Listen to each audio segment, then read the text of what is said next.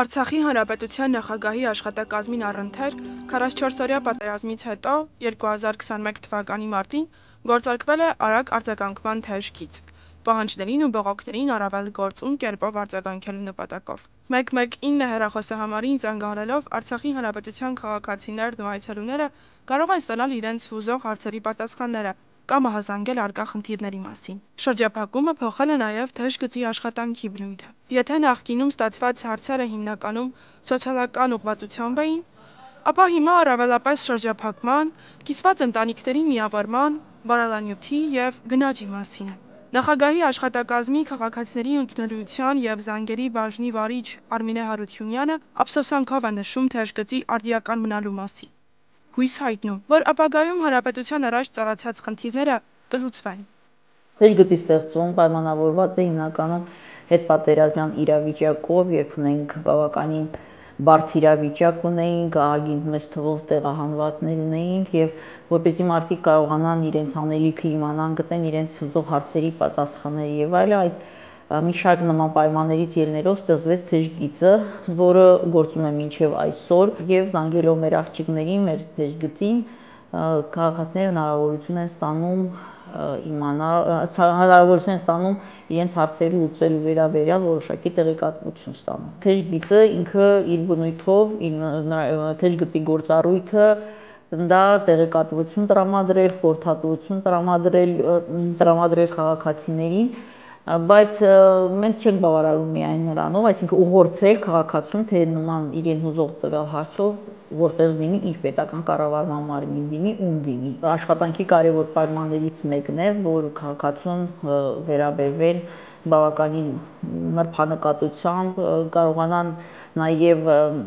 փորձեն քաղաքացու հարցը ոչ միայն լուծել, այլ նաև քաղաքացին կարողանա որոշակի աջակցություն, թեկուզ եւ հեռավորության վրա զգա, որ իրեն հասկանում են, իր խնդիրը փորձում են լուծել, ինքը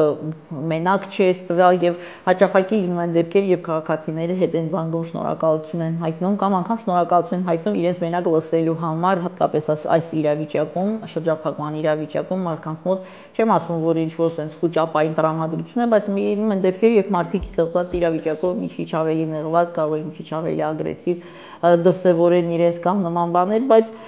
այդ էլ արդեն աղջիկները հասկանում են, փորձում են ըմբռնումով մոտենալ եւ իրենց հատուկ չեն խորացնում այդ հարցը եւ փորձում են ավելի շատ քաղաքացուն օգնել, ոչ թե նրա վերաբերմունքին արձագանքել դրական կամ բացասական։ Շրջափակման առաջին օրվանից ի վեր թեժ գիծն աշխատում է շուրջօրյա ռեժիմով։ Ներկա պահին աշխատում են 9:00-ից մինչև 22:00 ռեժիմով։ Մեկ օրվա ընթացքում թեժ գծի ստացած զանգերն անցնում են 500-ի շեմը։ Հիմնականում զանգերը լինում են տարբեր բնույթի, կախված այն ծրագրերի շրջանակներից կամ ժամանակաշրջանից, թե երբ է եղել։ Պարզ է, որ հետպատերազմյան ժամանակաշրջանի զանգերը, որի տարբերվում էին շրջափակման հետ կապված զանգերի,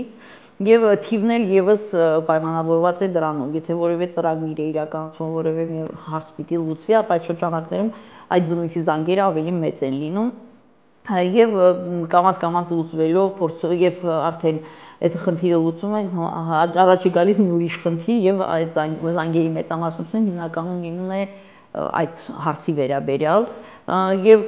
բացի դրանից քաղաքացիների այդ զանգերի թիվը շատ մեծ է եւ անգամ մեծ թիվն է լինել պայմանավորված է իրավիճակով։ Շրջափակման օրից դեկտեմբերի 12-ից 22 թվականին մինչև այսօր մենք ունենք 15000-ից ավելի զանգ, ընդհանուր զանգերի թիվ, որից 12131